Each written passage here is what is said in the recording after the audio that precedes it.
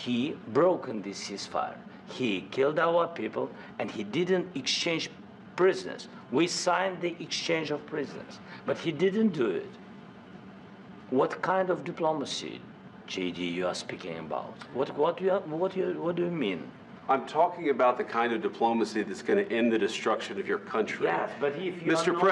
President, with respect, I think it's disrespectful for you to come into the Oval Office and try to litigate this in front of the American media. Right now, you guys are going around and forcing conscripts to the front lines because you have manpower problems. You should be thanking the president for trying to bring an end to this conflict. Have you ever been to Ukraine that you say what problems we have? I have been to. Count one. I've actually watched and seen the stories, and I know what happens is you bring people, you bring them on a propaganda tour, Mr. President. Do you disagree that you've had problems bringing people into your military? And do you think that it's respectful to come to the Oval Office of the United States of America and attack the administration that is trying to prevent the destruction of your country? A lot of questions. Let's start from the beginning. Sure. First of all, during the war, everybody has problems. Even you, but you have nice ocean and don't feel now, but you will feel it in the future. God bless. You don't know that. God bless. God bless. You will not have a war. Don't tell us what we're going to feel. We're trying to solve a problem. Don't tell us what we're going to feel. I'm not telling you. Because you're in no position to dictate that. That's exactly Remember what this. you're doing. You're in no position to dictate what we're going to feel. We're going to feel very good. You will feel influence. We're going to feel very good and very strong. You will feel influence. You're right now not in a very good position. You've allowed yourself to be in a very bad position, and he happens to be right about it. From the very beginning of the war. You're not in a good position. You don't have the cards right now. With us, you start having cards. Not playing cards. But right now, you don't. Yeah, you're playing cards. Mr. President. You're playing cards. Serious. You're gambling with the lives of millions of people. You're gambling with World War III. You're gambling with World War III. And what you're doing is very disrespectful to the country, this country, that's backed you far more than a lot of people said they should have. Have you said thank you once this entire meeting? No, in this entire meeting, have you said thank you? You went to Pennsylvania and campaigned for the opposition in October. Offer some words of appreciation for the United States of America and the president who's trying to save your country.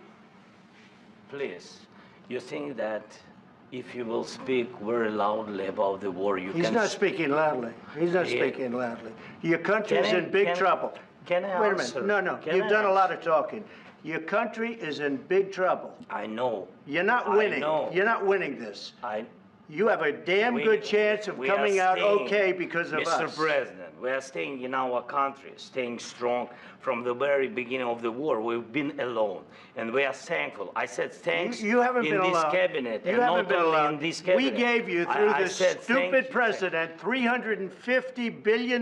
You voted we gave for you your military equipment, and you men are brave, but they had to use our military. What about if you didn't have our military equipment, you invited me if you didn't have our military equipment, this war would have been over in 2 weeks. In 3 days. I heard it from Putin. In 3 days. This is something maybe new. Less. In 2 weeks. Of course, yes. It's going to be a very hard thing to do business like this. I tell you. Just say thank you. I said a lot of accept that there are disagreements, and let's go litigate those disagreements rather than trying to fight it out in the American media when you're wrong. We know that you're wrong. But you see, I think it's good for the American people to see what's going on over there. I think it's very important. That's why I kept this going so long. You have to be thankful. You don't have the cards. Thankful. You're buried there. Your people are dying. You're running low on soldiers. Listen, you're running low on soldiers. It would be a damn good thing. And then you tell us, I don't want a ceasefire. I don't want a ceasefire. I want to go, and I want this. Look, if you could get a ceasefire right now, I tell you, you take it so the bullets stop flying and your men stop getting killed. Of course we want to stop the war. But you're saying you don't want a ceasefire. But I said to you, I want a ceasefire. With guarantees. Because you'll get a ceasefire faster than an agreement. Ask our people about ceasefire, what they think. That wasn't with me. For you what, that wasn't with me. That was with a guy named Biden, who was not a smart person. That was with Obama. President. It was your president. Excuse me. That was with Obama, who gave you sheets, and I gave you javelins. Yes. I gave you the javelins to take out all those tanks. Obama gave you sheets. In fact, the statement is Obama gave sheets and Trump gave javelins. You got to be more thankful, because let me tell you, you don't have the cards. With us, you have the cards.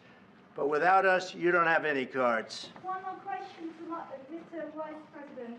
I'm sorry, here. It's going to be a tough deal to make, because the attitudes have to change. What if Russia breaks ceasefire? What if Russia breaks peace talks?